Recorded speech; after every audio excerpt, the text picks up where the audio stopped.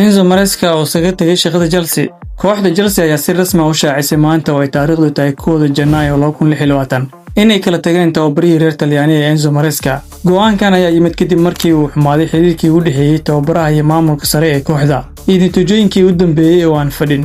Maresca ayaa Chelsea ka tagay isagoo xusuus fiican kaga tagay, gaar ahaan guulihii uu kooxda ugu horseeday tartamada UEFA Europa Conference League iyo FIFA Club World Cup sanadkii hore. Si kastaba ha ahaatee, kooxda ayaa hadda ku jirta kaalinta shanaad ee kala sareynta horyaalka Premier League, iyadoo 15 dhibcood ka dambeysa kooxda hoggaanka haysa, waxaana ay guuleysteen kaliya hal kulan 8 ciyaarood ee u dambeeyay. Maxaa keenay ciirinta Maresca?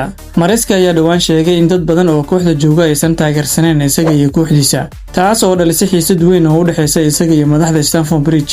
Natiijooyinka barbardhicii 2-2 ay la galeen Bournemouth habeenkii Talaadada ayaa ahaa dhibicii u dambeysay ee soo afjartay samirkii maamulka. Shirki jaraa'id Maresca ayaa sheegay shirkii jaraa'id ee ciyaartaas kadib, isagoo markii hore sheegay inuu xanuunsan yahay, balse markii dambe la ogaaday inuu ka fikirayay mustaqbalkiisa. Yaa bedelaya Maresca? Sida ay sheegayaan wararkii ugu dambeeyay, kooxdu waxay hadda diyaarinaysaa qorshihii lagu bedeli lahaa, waxaana magacyada ugu horeeya ee la xiriirinaya ka mid ah Liam Rosnia, tababaraha kooxda Strasbourg oo ay isku mulkiilaha yihiin Chelsea, kaas oo loo arko ninka ugu dhow ee booskaas buuxin kara. Lambar 2 Xavi Hernandez, tababarihii hore ee Barcelona oo isna liiska ku jira. Lambar 3 Oliver Glasner iyo Gareth Southgate, labadan tababare ayaa sidoo kale la hadal hayaa. Dhinaca kale, Manchester United oo hal talaabo u qaaday saxiixa Jean-Philippe Mateta. Kooxda Manchester United ayaa weli xiiso weyn u haysa weeraryahanka kooxda Crystal Palace Jean-Philippe Mateta, inkastoo aysan qorsheynin inay si degdeg ah ugu dhaqaaqaan inta lagu guda jiro suuqa kala iibsiga ee hadda furan.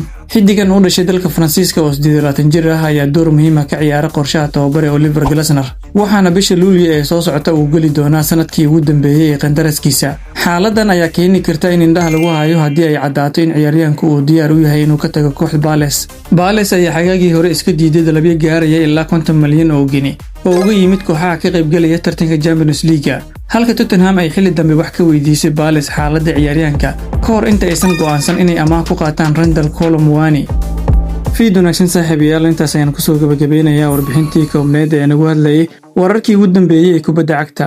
Haddii aad ilaa dhamaadka muuqaalka nala soo gaartay, ilaa inaad muuqaalka like saarto sidoo kalena sii share gareyso. Haddii aad nagu cusubtahay nagu soo biir oo ka mid noqo asxaabtan ugu xiran. Mahadsanid.